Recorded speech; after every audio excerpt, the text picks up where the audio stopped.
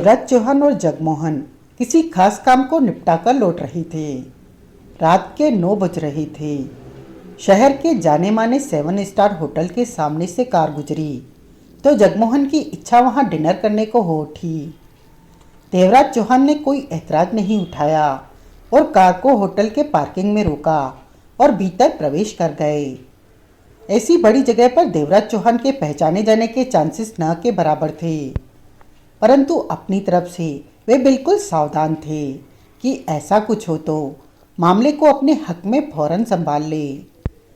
देवराज चौहान और जगमोहन होटल के dining hall में पहुंचे। डिनर का वक्त होने के कारण वहां भीड़ थी। इस पर भी चंद टेबलें अभी खाली थी। दोनों ने दीवार के करीब की टेबल संभाली और टेबल पर मौजूद मेन्यू कार्ड को उठाकर देवराज चौहान ने देखा। क्या चलेगा? मीनू कार्ड पर निगाह टिकाए देवराज चौहान ने पूछा। जो तुम ठीक समझो, आज बढ़िया डिनर करने का मन कर रहा है, जगमोहन मुस्कुराया। देवराज चौहान ने मीनू कार्ड टेबल पर रखकर उसकी तरफ सरका दिया। तुम ही ऑर्डर कर लो। जगमोहन ने मीनू कार्ड उठाया और उस पर निगाह दौड़ाने लगा। देवराज चौहान की नजरें डाइनिंग हॉल में घूमने लगी। वहाँ लाइटें कम थी, परंतु पर्याप्त थी। सबके चेहरे और वहाँ का एक एक जर्रा स्पष्ट नजर आ रहा था। तभी देवराज चौहान की निगाह 45 वर्षीय एक आदमी पर जा टिकी, जो कि तीर के बाती उनकी तरफ आ रहा था। उसे इस प्रकार अपनी तरफ आते देखकर देवराज चौहान मन ही मन सतर्क हो उठा। आने वाला टेबल के समीप पहुंचा और मुस्कुराकर बोला, हेलो, मैंने देखा था आप लोग अभी अभी डाइनिंग हॉल में आए हैं।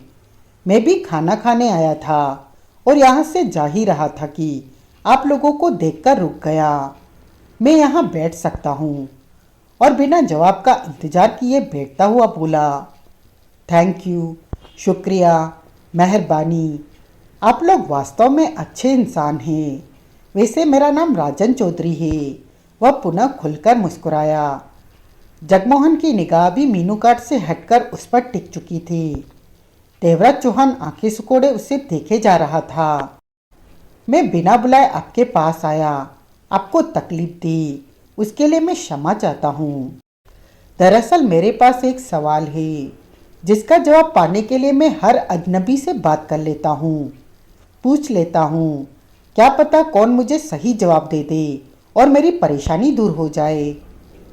देवराज चौहान ने उसका निरीक्षण किया। वह सस्ते किस्म के कपड़े पहने हुए था और किसी भी तरह से इस महंगे होटल में उसकी डिनर करने की हैसियत नहीं लग रही थी। लेकिन अपने कहे अनुसार वह डिनर कर चुका था और जाने की तैयारी में था। सिर्फ डिनर ही किया? जगमोहन ने तीखे स्वर में कहा। कहीं बार रूम में जाकर 2-4 पैक तो नहीं लगाए? नहीं जनाब, शुद्ध शाकाहारी खाना खाया है और एकदम चुस्त दुरुस्त हूँ। तभी वेटर आया तो राजन चौधरी ने मुस्कुराकर उससे कहा, 10 मिनट के बाद आना, अभी ऑर्डर तैयार हो रहा है। वेटर चला गया। देवराज चौहान और जगमोहन की निगाह मिली। अब मुंह से फूटो की क्या बात है, जगमोहन ने जल्लाहट भरे स्वर में कहा। जनाब, राजन चौधरी शांत स्थिर मुस्कुराहट भरे लहजे में बोला, मेरे पास एक बॉल है, गेंद जिससे बच्चे खेलते हैं, 2.5-3 इंच के व्यास की। लेकिन दिक्कत यह है कि उससे बच्चे नहीं खेल सकते क्योंकि वह शीशे की है, कांच की है। बच्चे खेलेंगे तो टूट जाएगी ना। तो आपका मतलब है कि हम बड़े उस बॉल से? नहीं नहीं, ऐसी कोई बात नहीं, मैं आपको तकलीफ नहीं दूंगा।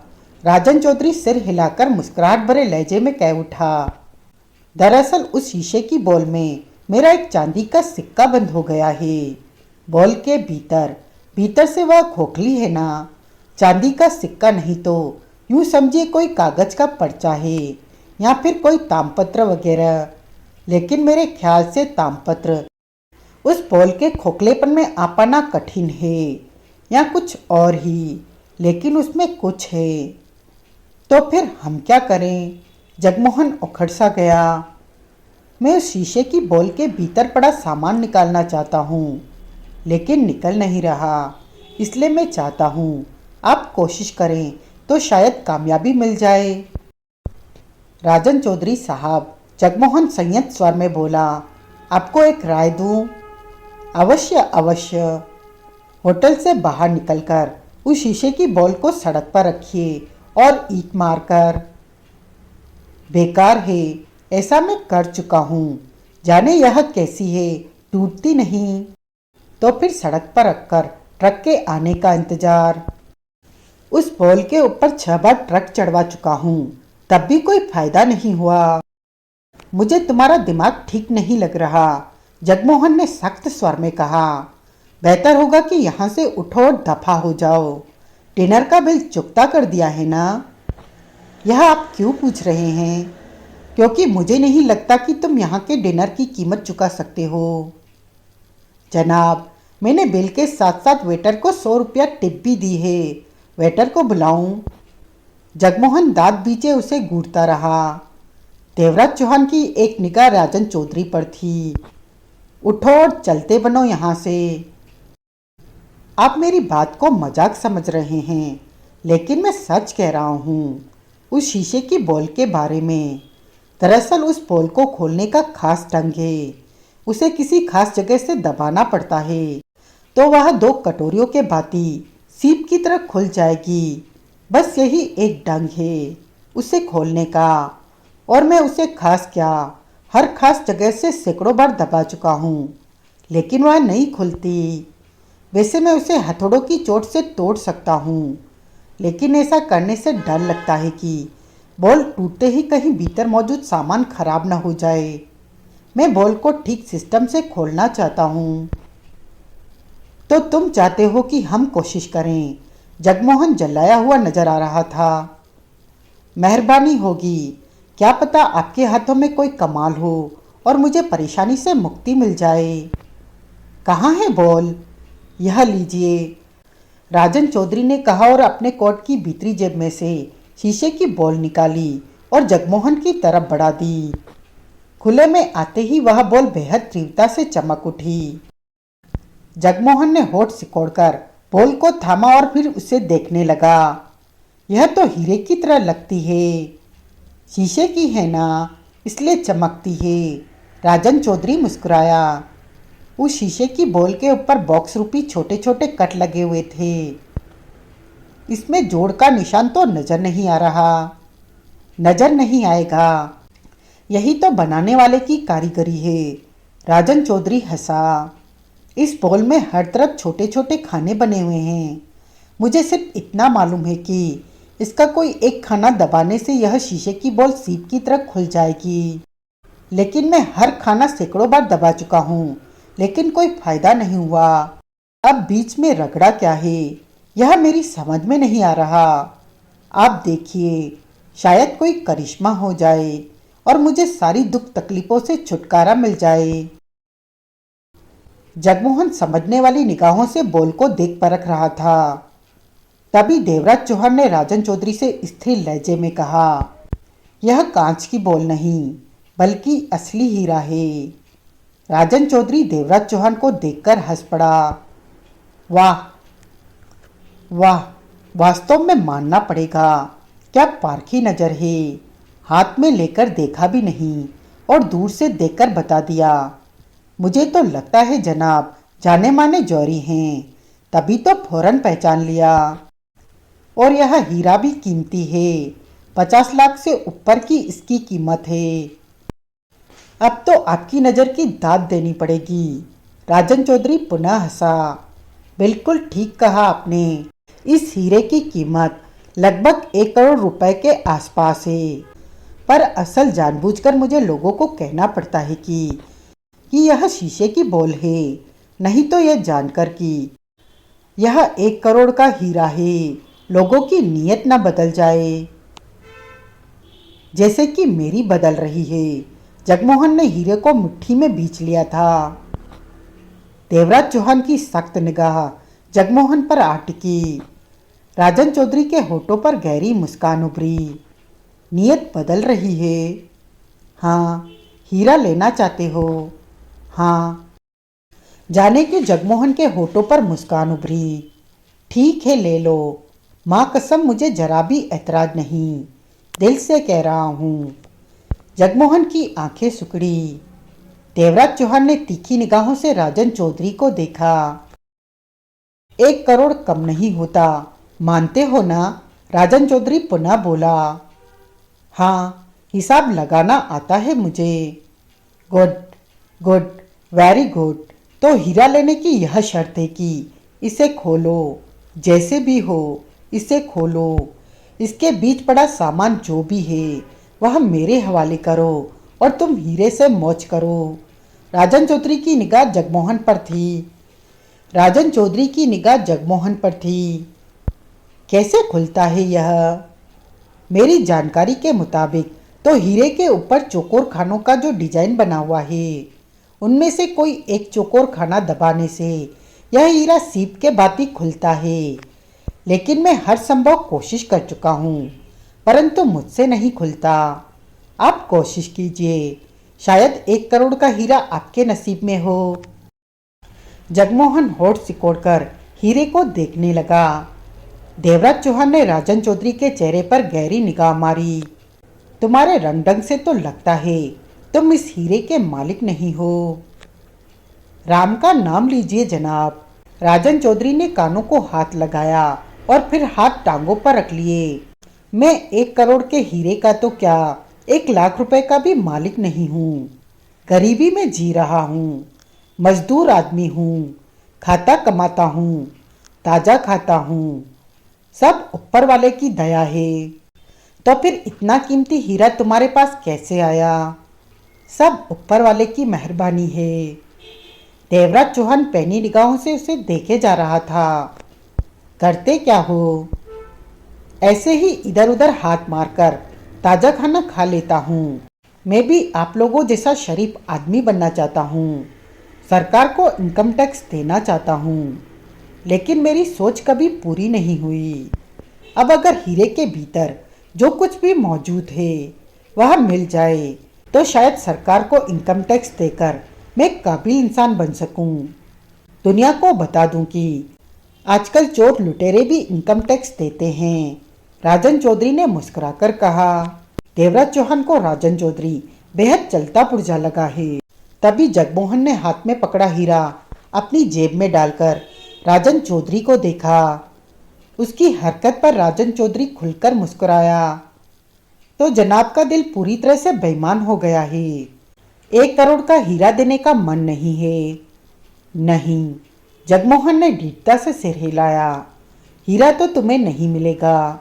अपना पता दे दो, जैसे भी होगा मैं हीरे के भीतर की चीज निकालकर तुम्हें दे जाऊंगा। इतना वक्त मेरे पास नहीं है कि मैं आपके आने की राह देखता रहूं। आप मेरा हीरा मेरे हवाले कीजिए, मेरे पास बर्बाद करने के लिए समय नहीं है।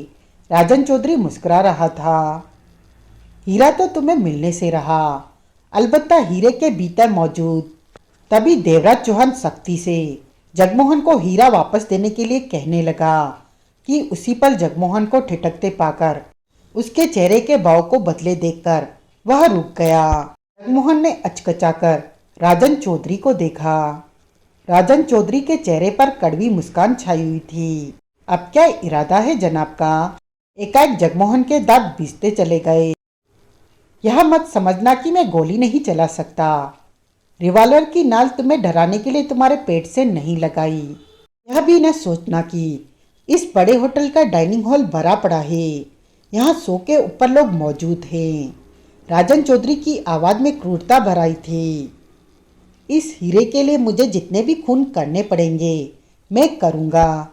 देवराज चौहान शांत मुद्रा में बैठा राजन चौधरी और जगमोहन को देखता रहा। हीरा दो, तुम तो वास्तव में घटिया इंसान हो। जगमोहन ने गहरी सांस ली और जेब में हाथ डाला, जो कि रिवॉल्वर पर जा टिका।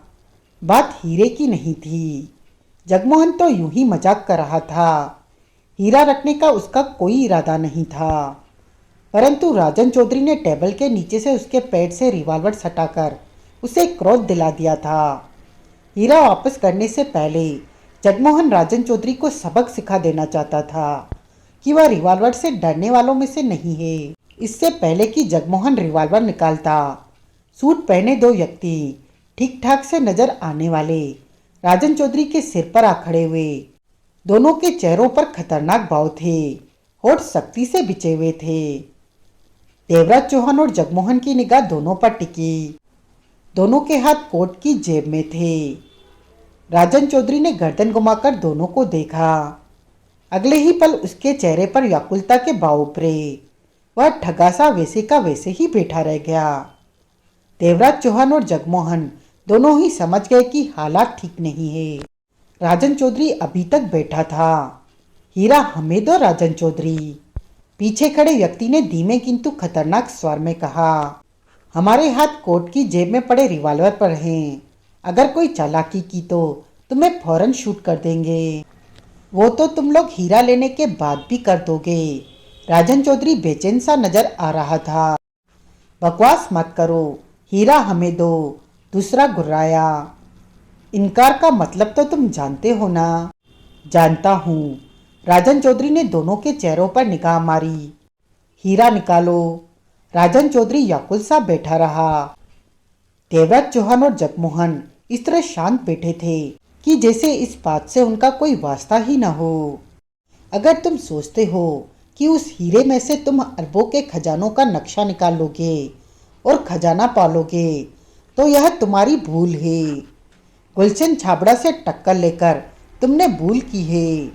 अभी भी तुम्हारी जान बख्शी जा रही है, बशर्ते कि तुम बिना किसी खून खराबे के हीरा हमारे हवाले कर दो। वरना तुम सोच भी नहीं सकते हो कि जब तुम्हें गुलशन छाबड़ा के सामने पेश करेंगे तो तुम्हारा क्या हाल होगा। हीरा मेरे पास नहीं है, राजन चौधरी ने कहा। बकवास मत करो, एक ने गुर्रा कर कहा। तुमने डिनर लेने के पश्चात हीरा जेब से निकालकर देखा था। हमारे आदमी ने खुद अपनी आंखों से यह सब देखकर हमें तुम्हारे यहाँ मौजूद होने की खबर दी। हम आखिरी बार कह रहे हैं, हीरा हमारे हवाले कर दो, नहीं तो। अब जैसे माहौल खतरनाक सा हो उठा था। राजन चौधरी की आंखों में दरिंदगी के भाव उभरे। हीरा लेना है। दोनों के चेहरों पर वहशी भाव उभरे। एकाएक राजन चौधरी का रिवॉल्वर वाला हाथ टेबल के नीचे से निकला। फायर का तेज धमाका गूंजा। गोली एक के पेट में प्रवेश कर गई। राजन चौधरी ने दूसरे पर फायर करना चाहा, परंतु दूसरे ने फौरन कुर्सी लुढ़का दी।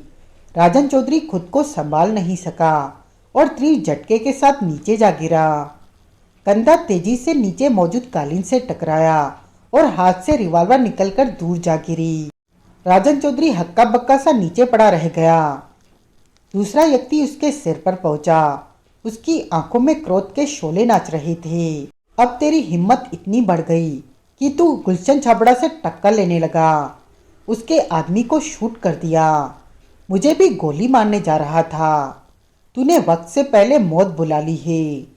गुलशन छाबड़ा का ऑर्डर था कि हीरा लेने के पश्चात तुम्हें शूट किया जाए, लेकिन मैं तुझे पहले ही शूट कर रहा हूँ, क्योंकि मुझे मालूम है हीरा तुम्हारी जेब में है, वह मैं निकाल ही लूँगा। राजन चौधरी का चेहरा आतंक से सिहर उठा था। अपनी मौत उसे स्पष्ट नजर आने लगी। इससे पहले कि वह राजन चौधरी पर गोली चलाता, जगमोहन ने जेब में पड़ा पहले से ही हाथ में दबा रिवॉल्वर बाहर निकाला और गोली चला दी।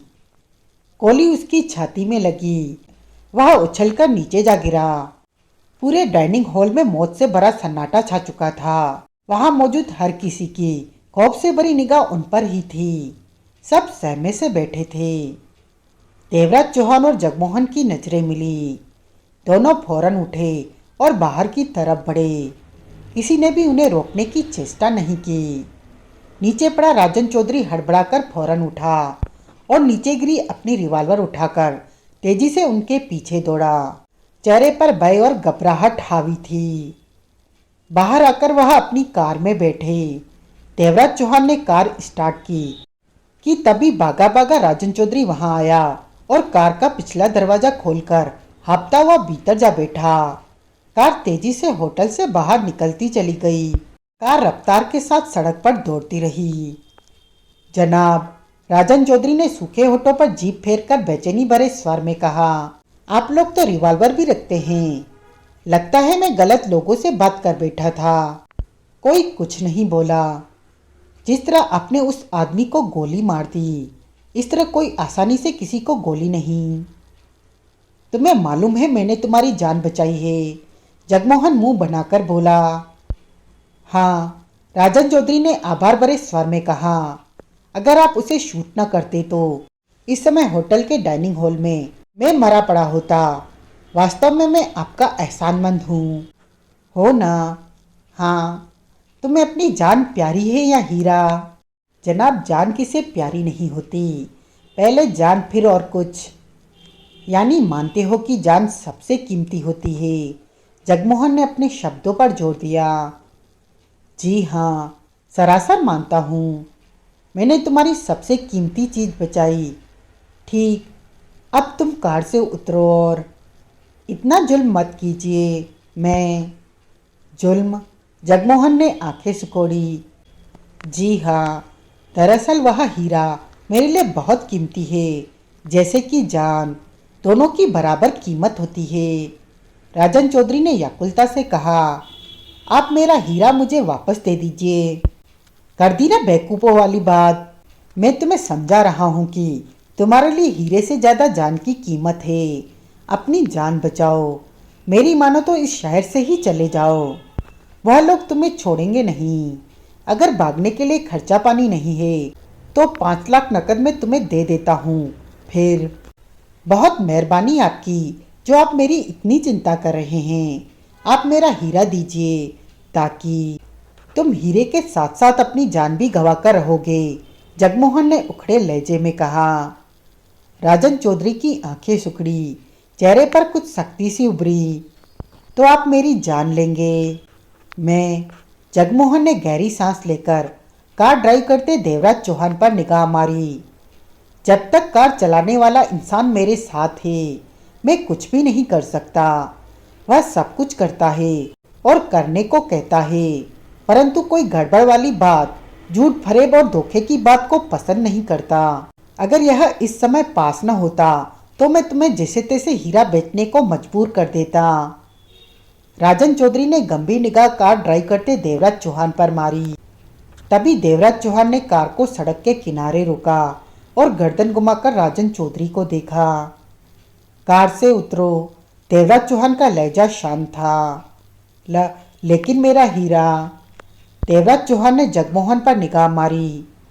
जगमोहन ने सक पकाकर मुंह घुमा लिया, लेकिन हीरा नहीं निकाला। इसे हीरा वापस दो। देवराज चौहान की आंखें सिकुड़ी। कैसे वापस दे दूं? मात्र हीरे की कीमत ही 1 करोड़ रुपए की है, जगमोहन जल्लाने वाले अंदाज में बोला। और तुमने उसकी बात नहीं सुनी थी कि इस हीरे के भीतर अरबों के खजाने का नक्शा है। हमें इससे कोई मतलब नहीं कि इसके भीतर क्या है और बाहर क्या है। मुझे सिर्फ इतना पता है कि यह हीरा हमारा नहीं है और इसने तुम्हें सिर्फ दिखाने के लिए यह हीरा दिया था। वापस दो इसे। देवराज चौहान की आवाज़ में भरपूर शक्ति थी। इसके साथ ही वह सिगरेट सुलगाने में व्यस्त हो गया। कार में क्षण भर के लिए गहरी शांति छा गई। अब तो दे दो, राजन चौधरी ने अपने शब्दों पर जोर देकर कहा। क्यों, अब क्या हो गया है? जगमोहन ने दांत बीचे। तुम्हारे साथी ने भी हीरा वापस देने को कह दिया है। जगमोहन ने गुस्से और उखड़े मुंह में हीरा जेब से निकाला। इसके भीतर खजाने का नक्शा है, जगमोहन ने हीरे को देखते हुए कहा। हाँ, शायद ऐसा कुछ है। मतलब कि तुम्हें पक्का नहीं पता? पक्का मैं तब कहता जबकि इसके भीतर जो कुछ भी है वह मैंने रखा होता। सुना है इसके भीतर खजाने का नक्शा है, लेकिन यह खुलता कैसे है समझ नहीं पा रहा। जगमोहन ने हाथ में थमा हीरा क्रोध भरे अंदाज में राजन चौधरी के हाथ में रखा। हीरा लो और चलते बनो। राजन चौधरी ने हीरे को रुमाल में लपेटकर पुनः कोट की भीतरी जेब में डाला और दरवाजा खोलकर बाहर निकलकर दरवाजा पुनः बंद किया और झुककर खिड़की के भीतर झांकते हुए देवराज चौहान को देखते हुए मुस्कुराते हुए बोला, शुक्रिया हीरा वापस लौटाने का। तुम जैसा शरीफ इंसान जो जेब में रिवॉल्वर भी रखता हो और कीमती हीरा भी वापस कर दे, मैंने पहले कभी नहीं देखा। देवराज चौहान सिगरेट का कश लेकर शांत स्वर में कह उठा, अगर खुद को सलामत रखना चाहते हो तो हीरे को इस तरह दिखाते ना फिरो। अगर तुमने यही सिलसिला जारी रखा तो बहुत जल्दी तुम अपनी जान से हाथ धो बैठोगे। आपने ठीक कहा, मुझे भी अब यही लगने लगा है। राजन चौधरी ने सिर हिलाया। मैं इस बात का ध्यान रखूंगा कि हीरा लेकर इस तरह हर किसी के सामने ना आऊं। वैसे आप लोगों ने अपना परिचय नहीं दिया कि। देवराज चौहान ने बिना कुछ कहे कार आगे बढ़ा दी। जगमोहन जल्दी से चिल्लाकर बोला, हीरे का 25 लाख लेना है। जवाब में सड़क के किनारे खड़े राजीव चौधरी ने बाइक की मृदा में हाथ हिलाया। 50 लाख।